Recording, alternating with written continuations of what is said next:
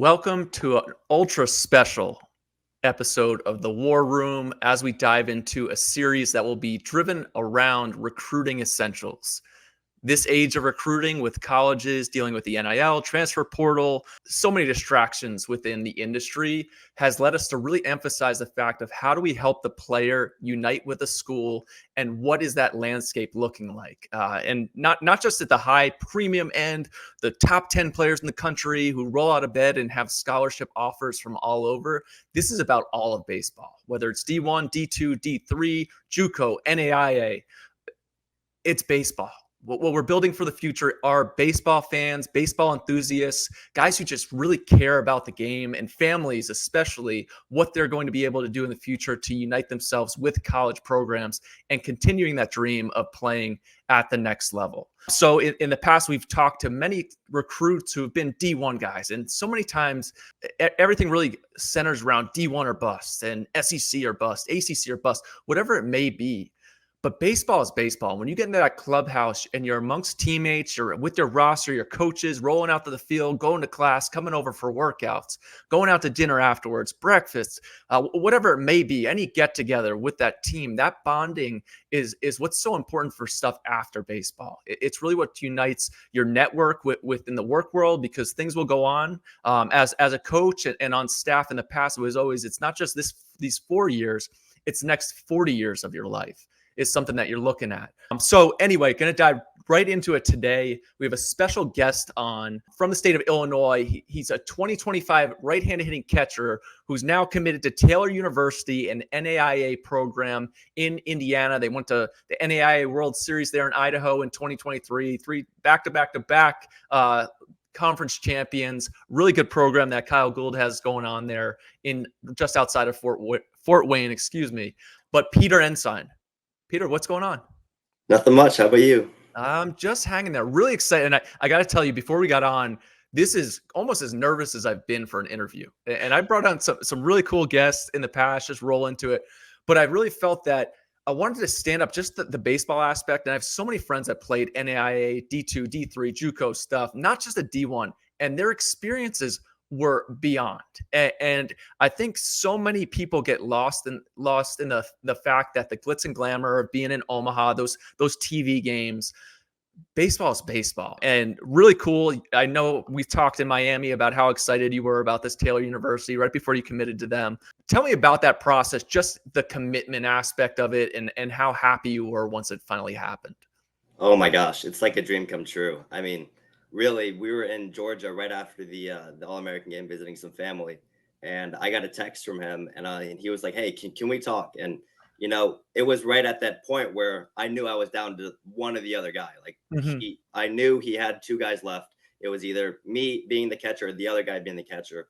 And I was super nervous, but we finally got on that call, and he's like, "Hey, we're really excited. We want you to come on board." And man, I just felt like I was on cloud nine. I mean, it was an unbelievable feeling. I was in the car with my mom, like she was over the moon, so happy for me. And it was just an unbelievable feeling. Now, for those of you who don't know about NAIA, it's essentially another form of the NCAA, and really super physical baseball. That they get after it there. Some premium programs. Lewis and Clark State and Idaho is just a legendary program. Cumberland, Tennessee. You have Southeastern down in Florida. Hope International, reigning champions. Taylor obviously has been to the World Series in 23 and continues to reload. What was it about NAIA and the past few years? What did you know about NAIA, and how is that a path for you that you would consider?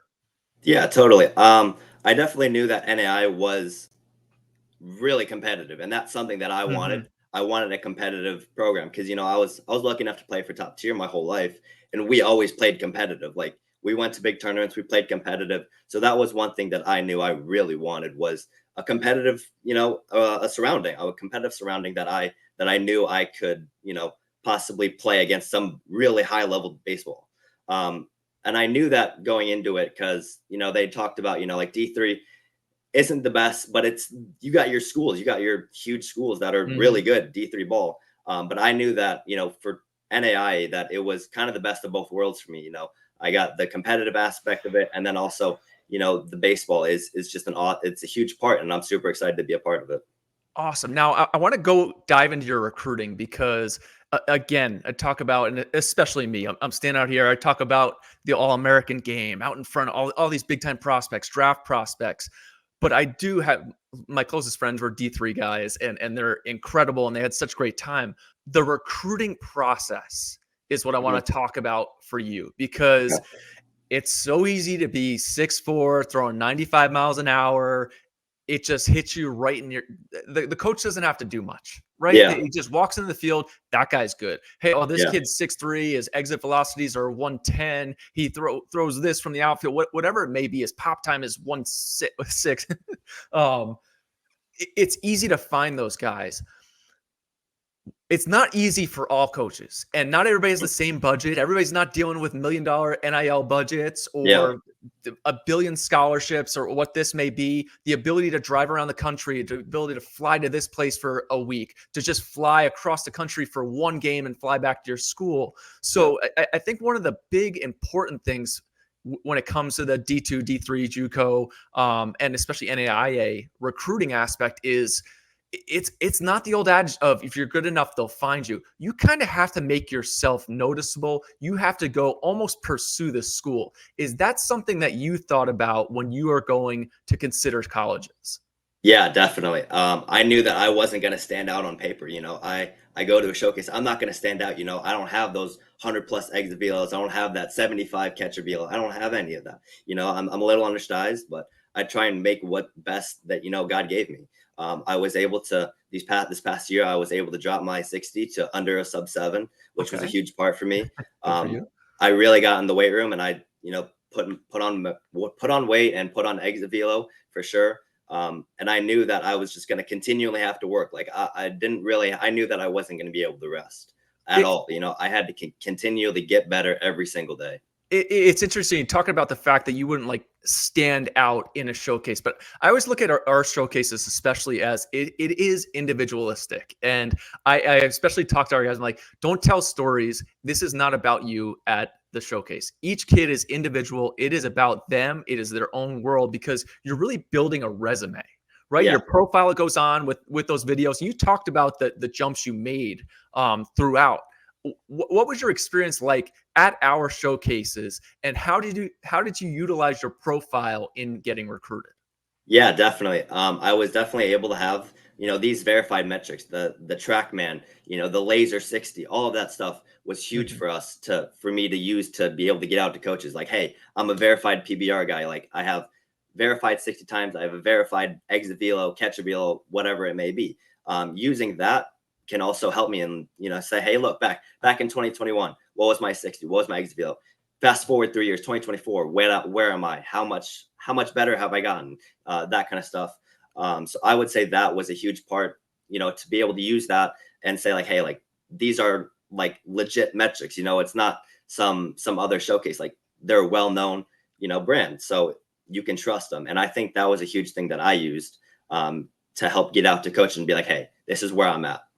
Is this something like were you emailing this out to coach? Because the way I look at our profile, right, is your resume. You send it in, the coach considers it. Oh wow, this guy's gotten better. He's a sub 7 running catcher who can really defend, right-handed hitter. He's going to pack on some size. Then they will come to see you, right? Yep. That you got to have that meeting point. Is that something you would email out to coaches? How did you utilize your profile, your statistics, even social media to send stuff out to guys? Yeah, totally. I tried to get my schedule as early as possible. I talked with my summer coach and like, hey, I know we're going to Indiana next week. The school that I want to go to is in Indiana. How early can I get that? That schedule, because I want to be as proactive. And I think that was a huge thing for me is being proactive, being consistent with your communications with potential coaches. I think was a huge thing for me, and using that, what you talked about, the metrics, and using that as like, hey, look, I'm going to be down here in Westfield, blank date to date, I'll be here, come out and see me play. And I think that was a huge thing that I could use and be like, hey, like this is where I'm going to be, come out and see me play. How did you go about that? Just and talking to you and anybody listening, Peter is an incredible young man who's going to do great things, regardless of what he ends up in. How did you evaluate your talent? because that's one of the tougher things, right? Everybody wants to go to LSU, to Texas, to Tennessee, wherever it may be, North Carolina, Virginia, whatever it is. How did you evaluate yourself? And at what point were you saying like, hey, I need to be realistic. This is where I would like to be. And what went into that process? Totally. I think that I really had to sit down with my parents after my sophomore year and be like, hey, where do you want to go? Where do you think, you got to find what you want to be realistic with. Mm-hmm. I wanted a smaller school. That was me personally. I know that I have friends who are going to bigger schools. That's just not who I am. And I think being realistic and putting together a good list of schools, schools that are in your size range, public, private, all that kind of stuff, I think went into my recruiting process early on and being, hey, what do I want? And do I think it's going to be a really good fit for me? Because that was something huge for Taylor. I fit right in and I feel very at home there. And I think that was a huge part for why I wanted to go to Taylor, is because I felt right at home. I don't really like a huge, a school of, 4,500 students, that kind of stuff. I wanted a smaller school where, I can grow myself. And what about the baseball wise? So like you go into that school, what were you looking for? You start identifying, this is a potential spot I might want to go. This is a potential spot, which does a great job because a lot of those smaller schools, you're craving somebody that wants to come to us. Oh, wow, this kid wants to come here. I'm going to give him a look. At least one look. I can think back to, hey, always email before, because somebody's going to get that email and at least your name is in their head somewhere. But you go into Taylor, what were you looking for from the program? What did you want in your baseball experience? Definitely. I wanted a winning program. I love to win. I hate losing. That's simple. I hate losing. All my high school teammates know that I absolutely hate losing. And I think that another thing is that I wanted baseball to be a big, not a big part, but a main sport at the school. Taylor's huge on basketball and football, and really baseball is another huge part of their community. They have a lot of fans come out to the games every single game. And that was something that I really look forward to, is having that community. And then also, like I was able to view the facilities pretty early on. We drove through the campus one summer and got to see some of the facilities. The field's right in the heart of the campus that I'm super excited to play on. That was a huge thing. Is like, I wanted somewhere where, I can access it easy. I don't want to have to drive 10, 15 minutes off campus just to get to the field. Yeah. That was something that I'm really looking forward to. And then also is just like having a coach that knows that that definitely cares about you is a huge thing. Coach Gould is an amazing human, and I'm super excited to be under him for the next 4 years. That's interesting. And anybody listening, especially in your similar situation, those are some great things to take into account, right? Where do I want to go to school? What region of the country do I want to be in? What size do I want? Is it important for me to be able to go to a football game? Or do I want baseball to be the number one factor at the school? Is the field on campus? Do people come and watch the games? What is the coach like? Has he been there for a while? You talk about Coach Gould's been there for 20 plus years. He went to school. Those are all things to consider. Is that important to me? Or do I want a guy who's just going to, run in, try to win the program and then move on as a stepping stone? Those are all key aspects when identifying a baseball program to go to. Now, talk to me a little bit about the back and forth. You said one of the best phone calls that you ever received was when Coach Gould gets in contact with you, let you know that they want you to have you within the program. What was the back and forth? How did it start? Did you go to a camp there? Did you send some emails? You talked about playing with top tier all over the country. You get to send them some of your schedule. What was, hey, day one, I identified Taylor, to the point of I committed to Taylor? Definitely. Yeah, it was a super long process. The first time I was on campus in front of the coaches was after my sophomore summer circuit. I was on campus there, super excited to be there. And they, I was able to talk with them a little bit. Not anything extensive, hey, we like what we see, and we'll definitely keep in contact the next coming months. And so we did. We talked. I was like, hey, I'm going to have a fall schedule. I'm sorry, I can't make, I'm going to Milwaukee for the All-American game. And then Coach Barber, the assistant coach, he emailed me and he was like, hey, like, how are you doing? Hope everything's going well. Do you have a potential summer schedule? Like, we're really wanting out to come and see you. And from that point, I was like, I was really invested in Taylor. Like, Taylor was my number one at that point. That's where I wanted to be. And then they eventually came out and see me. Coach Barber came out to see me for the first game in Westfield. And we talked a little bit after the game, and he's like, "Yeah, we love what we saw. We've definitely seen your improvement." And Coach Gould wants to come out and see you himself. And I was lucky enough to play another. We had to go into good bracket. So he got to come out and see me, and he didn't get to stay that long. He had to go see another guy that actually is now one of my fellow commits. He got to see me, and he was super excited. He really liked what he saw as well. And then really it was just kind of a waiting. He was really clear with me about his process with the recruiting. He's like, "Hey, we have 2 catchers who haven't caught a collegiate game. Like, we don't know what we have in terms of catcher."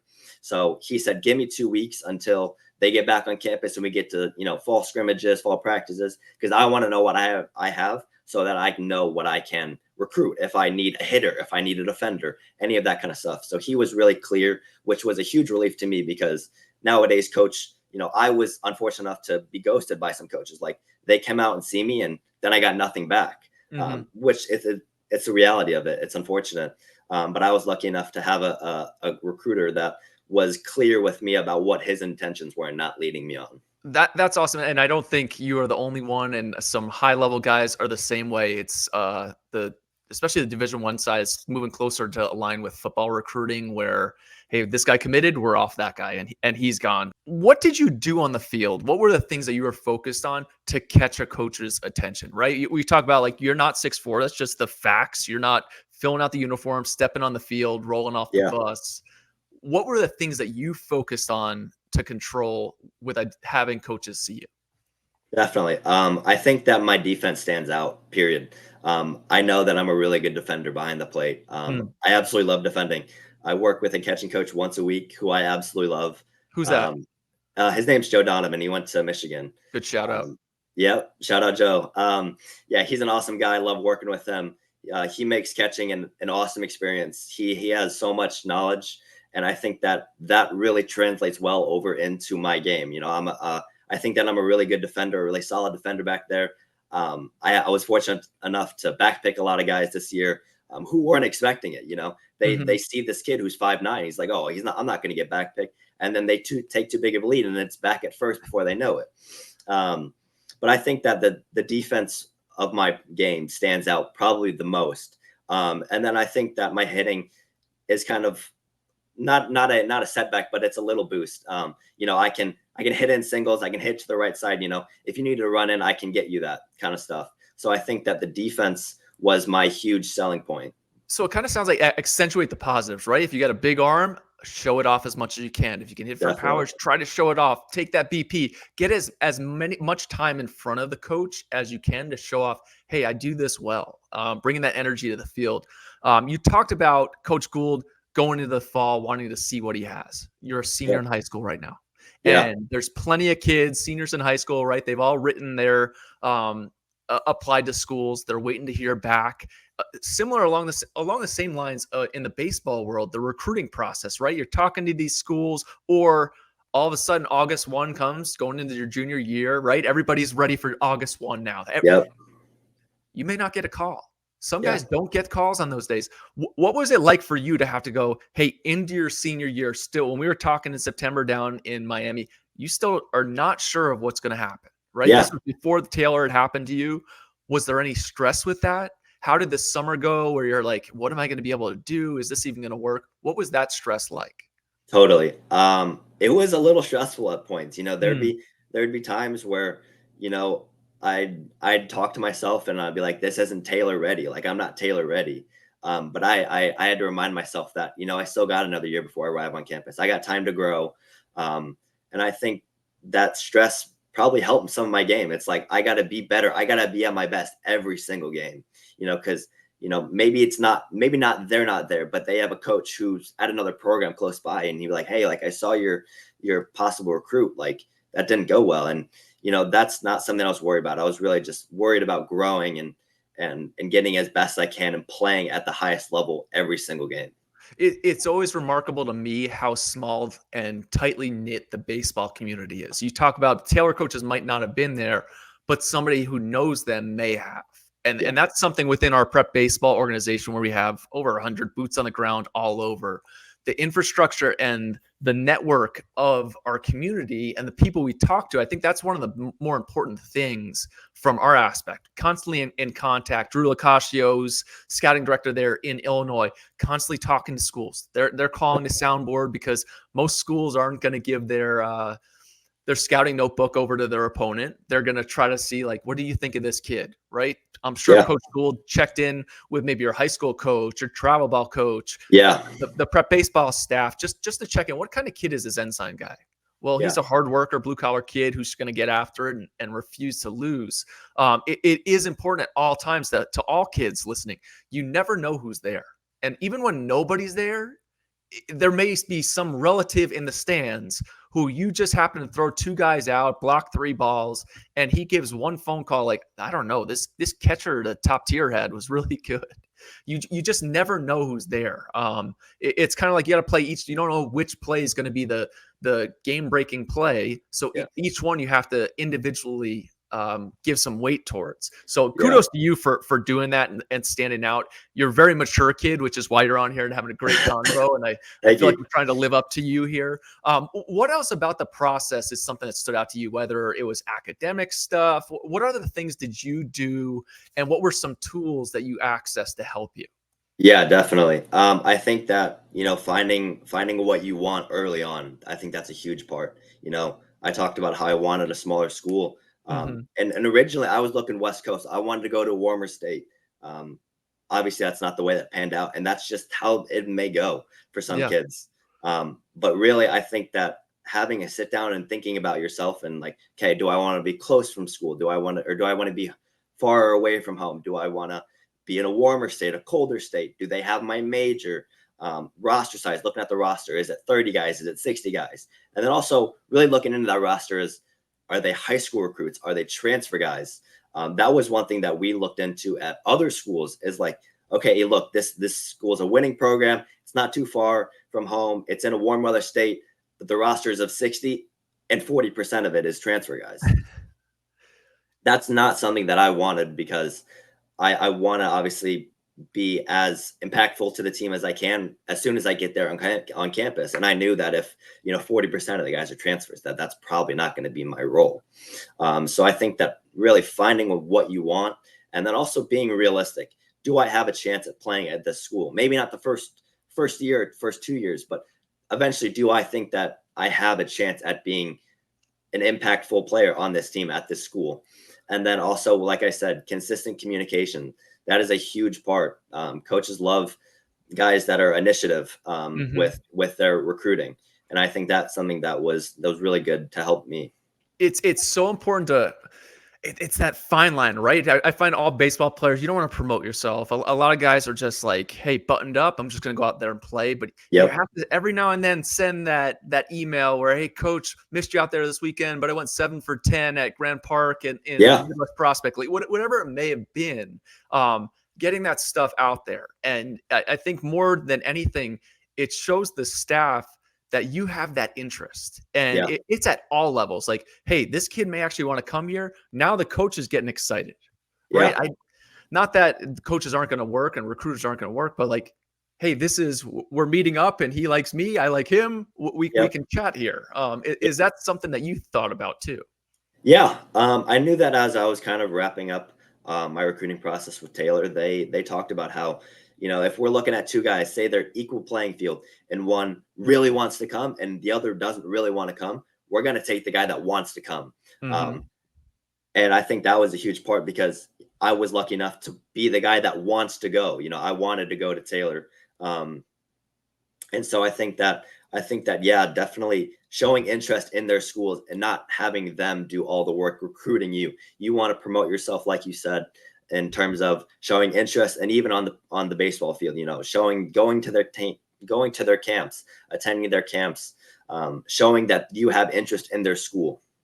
And also, I mean, you said it, but showing the ability to get better, right? And I think, especially for Taylor, where, hey, they're not looking at a ninth grader, just hands down. They're not starting that young to get that much. It's kind of a later process for really non-Power 5 schools in general. But the fact that they could go back and say, oh, wow, this little kid as a freshman has now turned into a 6'9" runner who can swing it. The pop times are great, does a really good job behind the plate. Yeah. Imagine what he can be in 3 years. And I think especially to schools that have more limited budget with regards to recruiting, having that longer track record to look at a kid, have a chance to see, like, what is this guy about? And there are other ways to look into it, but having that stuff on our site, it is awesome, especially when you start looking at the advanced metrics that teams are able to utilize. Totally. And I think, like you said it perfectly, having a track record, you know, I went there as a sophomore who was probably 5'8", like 140. You know, it's a huge thing to show interest really early, because having that, they're like, okay, like, this guy's been here, he's been at our camp, he did an overnight stay, all that kind of stuff that shows interest in the school, that you want to be there at their school. Awesome. Well, Peter, this has been incredible. I'm sure we'll have you on. I'm sure probably be working for you someday after getting to know you and your hardworking actions.